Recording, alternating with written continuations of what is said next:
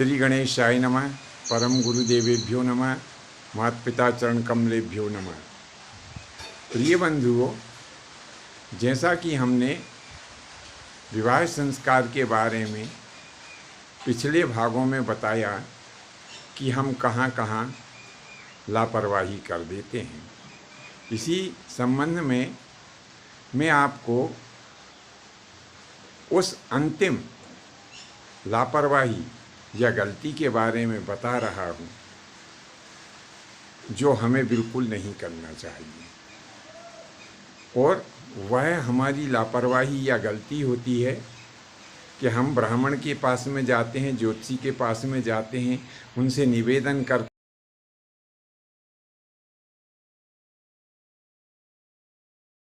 हैं कि आप कोई अच्छा सा भामर का मुहूर्त निकाल दें। तब ज्योतिषी अपनी बुद्धि और ज्ञान के अनुरूप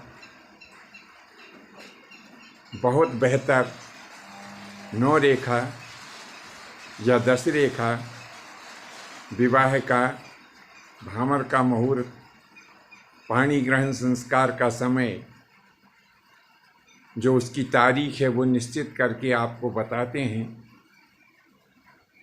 आप निश्चित समय पर बारात लेकर के और विवाह स्थल पर पहुंचते हैं और बस यहीं से लापरवाही शुरू हो जाती है। होता क्या है कि एक तो हम समय पर बारात नहीं ले जाते और जैसे तैसे करके बारात पहुंच भी जाती है तो हम जो भांवर या पाणी ग्रहण का जो समय होता है हम उसको तवज्जो नहीं देते। हम जो हमारे और अन्य कार्यक्रम हैं हम उनको तवज्जो देते हैं। हम अपना समय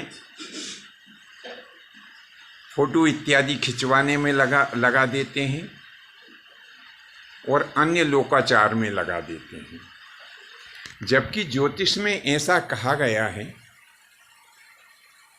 कि यदि आपका मिलान भी उचित नहीं मिला हो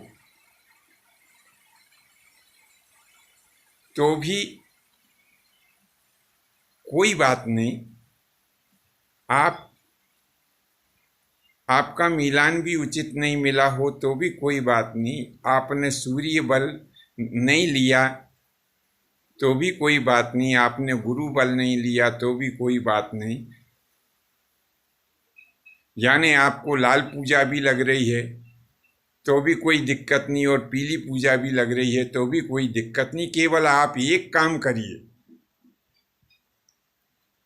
कि आप भामर का जो निश्चित या पाणी ग्रहण का जो निश्चित मुहूर्त है उस मुहूर्त में आप पाणी ग्रहण संस्कार, भांवर परिक्रमा और कन्यादान का संकल्प आप करा लीजिए। तो ये ज्योतिष का आदेश है।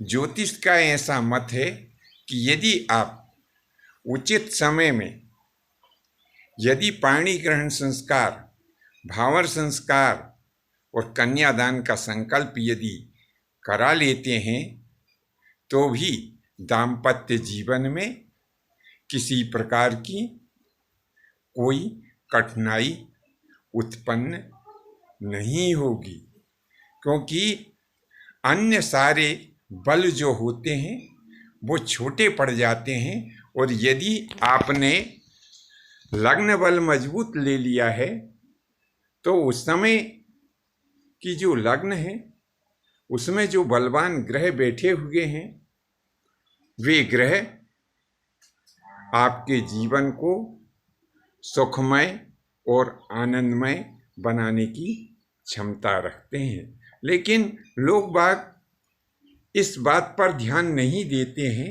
और इसीलिए जिंदगी में अनेक अनेक प्रकार की परेशानियों का उन्हें सामना करना पड़ता है। आज के लिए बस इतना ही। शेष फिर कभी अगले भाग में नए विषय के साथ में उपस्थित होंगे। तब तक के लिए आज्ञा दीजिए।